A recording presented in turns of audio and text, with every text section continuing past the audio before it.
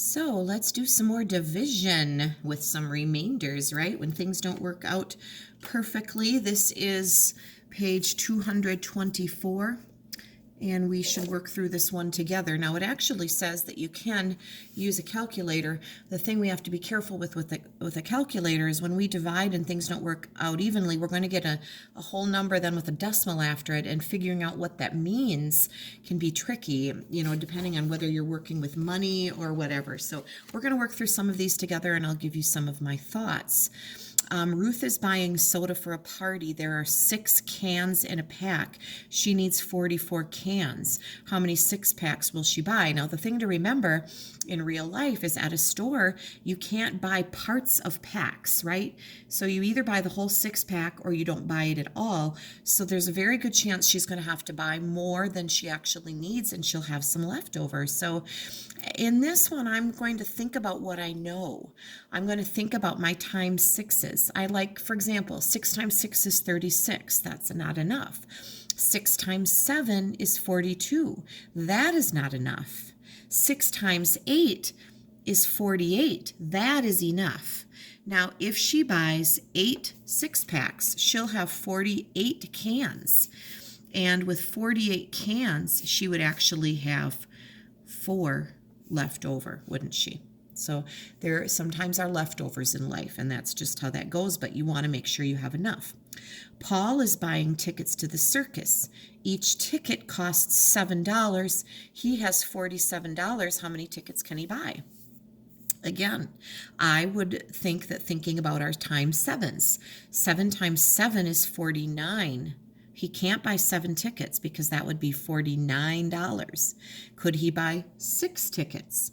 7 times 6 is 42. He could spend $42 and get 6 tickets. And of course, if he has $47 and he only spends $42, he's going to have $5 left over. It's still not enough to buy another ticket. Okay, so he can buy 6 tickets. Again, it's not perfect. There's some leftover money, but that is real life. Hector is standing in line for the roller coaster. There are 33 people in line. Each roller coaster car holds 4 people. So it's kind of like 33 divided by 4, right? How many cars are needed to hold that many people? If we did over here 33 divided by 4, we'd ask ourselves 4 times what? Could hold 33 people. 4 people per car. 4 times 8 would hold 28. 4 times 9 is 36.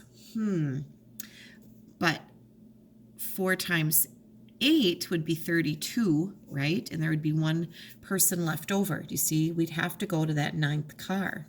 If you had 8 cars full of 4 people, that would only take care of 32 people, and there would be 1 person that didn't have a seat yet. So you would have to go up to 9 cars. 4 times 9 is 36. There would be some empty seats. There'd be 3 empty seats somewhere. Okay. It says pretend that the division key on your calculator is broken and solve the problem. So we can use multiplication, we can add, we can subtract to figure these out. Regina is building a fence around her dollhouse. She's making a fence, each fence post 5 inches tall. The wood she bought is 36 inches long. How many fence posts does each piece of wood make? Okay, so she has a piece of wood that is 36 inches long, and every post is 5 inches. So are you kind of thinking about this? How many 5-inch pieces can she get out of 36? Well, how many 5s fit into 36? We're not supposed to divide, but it would be 36 divided by 5. Let's multiply.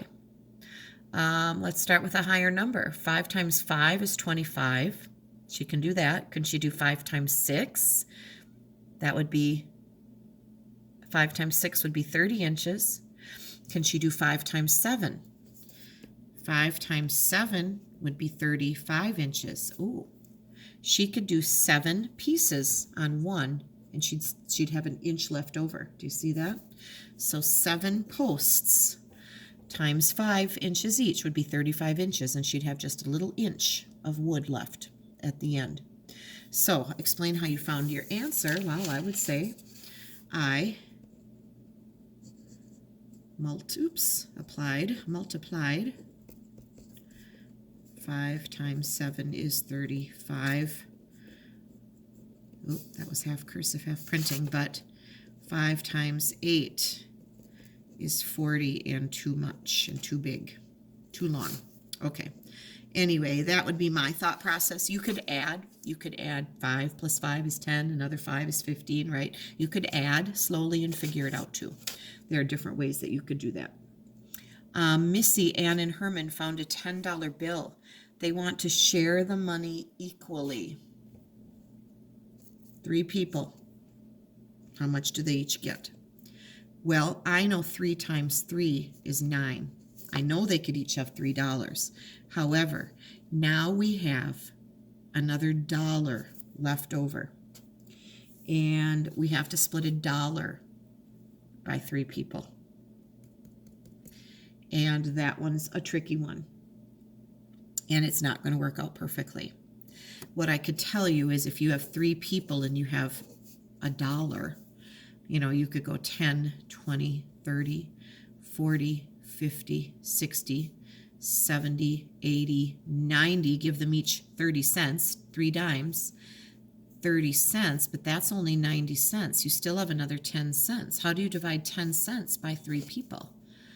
Could you give them 1, 2, 3, 4, 5, 6, 7, 8, 9. Give them each 3 more cents out of that 10 cents. They'd have 33 cents, but there would still be 1 more penny left over. You can't split the penny in half. So they would each get $3.33, and there's still 1 cent left over. I'm not going to take the time to write all of this today because of the video length, and I need to keep them shorter. But that would be the answer. And sometimes there's just no way to split it any more evenly, and you might have a few cents left over. That's just the way life goes.